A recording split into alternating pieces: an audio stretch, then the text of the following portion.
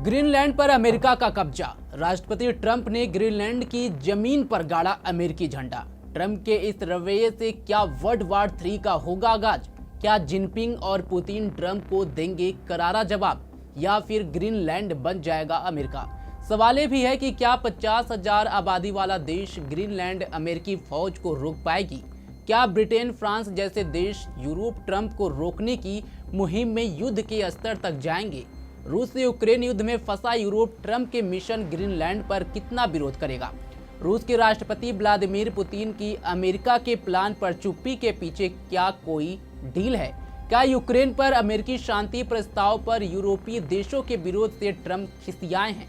इस वीडियो में आज इसी पर होगी बात। आखिर 200 साल से ग्रीनलैंड को हड़पने की फिराक में क्यों है अमेरिका?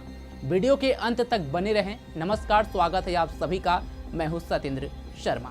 अमेरिका के राष्ट्रपति डोनाल्ड ट्रंप इस जिद पर अड़ गए हैं कि वह ग्रीनलैंड पर किसी भी तरह से कब्जा करके ही मानेंगे, चाहे इसके लिए उन्हें सेना का ही सहारा क्यों न लेना पड़े। इस वक्त ग्रीनलैंड में तनाव के हालात हैं। यूरोप के 8 देशों ने भारी हथियारों के साथ अपने सैनिकों को वहां उतार दिया है।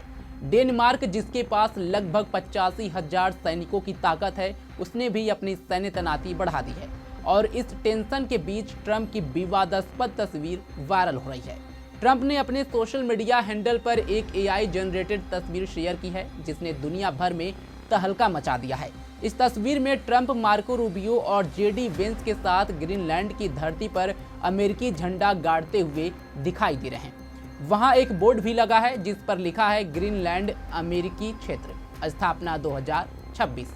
यह तस्वीर साफ इशारा करती है कि ट्रंप ने ग्रीनलैंड पर कब्जे का पूरा मन बना लिया है। सैन्य तैयारी और चेतावनी। अमेरिका ने ग्रीनलैंड के आर्मी बेस पिटफिक पर अपने सैन्य विमान तैनात कर दिए हैं। ट्रंप प्रशासन ने यूरोपीय सरकारों को स्पष्ट चेतावनी दी है कि वे अमेरिका के किसी भी कदम के खिलाफ जवाबी कार्रवाई न करें, क्योंकि ऐसा करना नासमझी होगी। जानकारों का मानना है कि यह विवाद नाटो गठबंधन को भी तोड़ सकता है। इन सब के बीच रूस के साथ सीक्रेट डील के संकेत भी सामने आ रहे हैं। सबसे चौंकाने वाला मोड़ रूस के विदेश मंत्री सर्गेई लावरोव का बयान है। उन्होंने कहा कि ग्रीनलैंड डेनमार्क का प्राकृतिक हिस्सा नहीं है।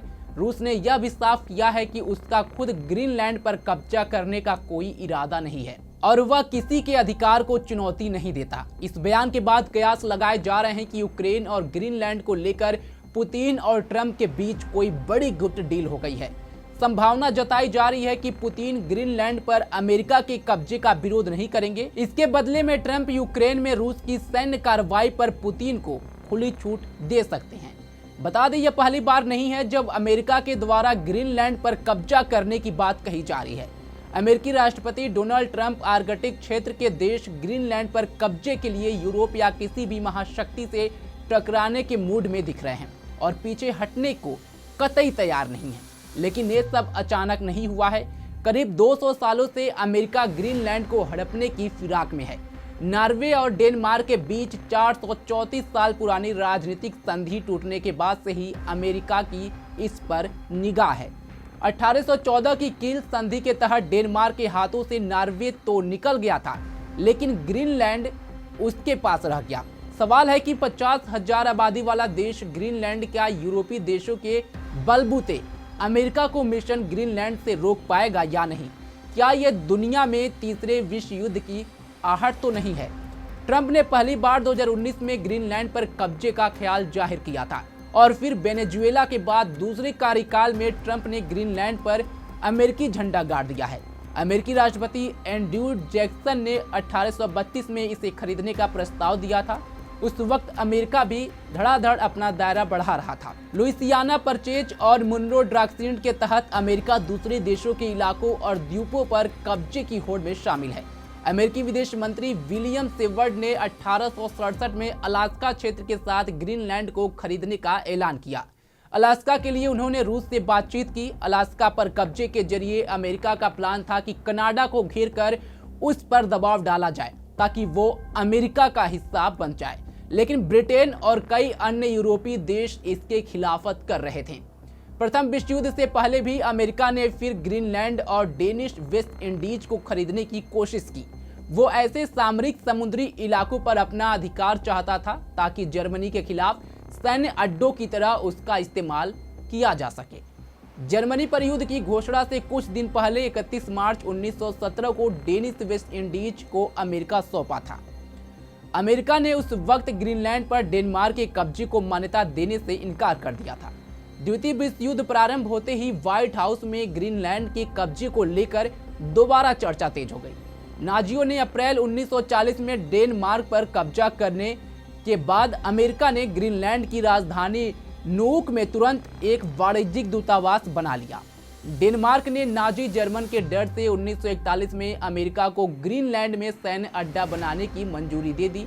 दूसरे विश्व युद्ध में हिटलर की हार हुई तो अमेरिकी प्रेसिडेंट हेनरी ट्रूमैन ने 1946 में ग्रीनलैंड को खरीदने का औपचारिक प्रस्ताव रखा, लेकिन जर्मनी का डर हटा तो डेनमार्क ने फिर से इसे नामंजूर कर दिया। लेकिन नाजी खतरा हटा तो सोवियत संघ के कब्जे का डर उसे सताने लगा। अमेरिका और सोवियत संघ के बीच शीत युद्ध शुरू हुआ तो नाटो और वार्सा संधि सामने आई।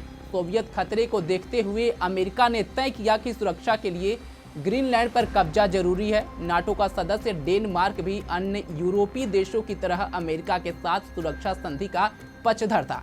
यही वजह है कि 1951 की रक्षा संधि के जरिए ग्रीनलैंड में अमेरिका का धूले एयरबेस बनाया गया, लेकिन ग्रीनलैंड की इसमें राय नहीं ली गई।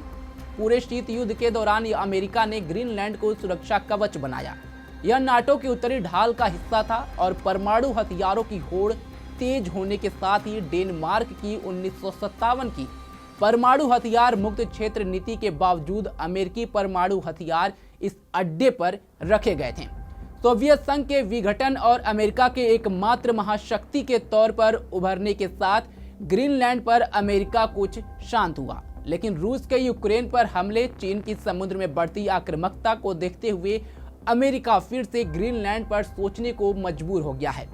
ट्रंप का आरोप है कि चीन और रूस की निगाह इस आर्कटिक इलाके पर है। चीन सरकार खुद को आर्कटिक देश कहता है। चीन और रूस की जुगलबंदी ने भी अमेरिका को दहशत में ला दिया है।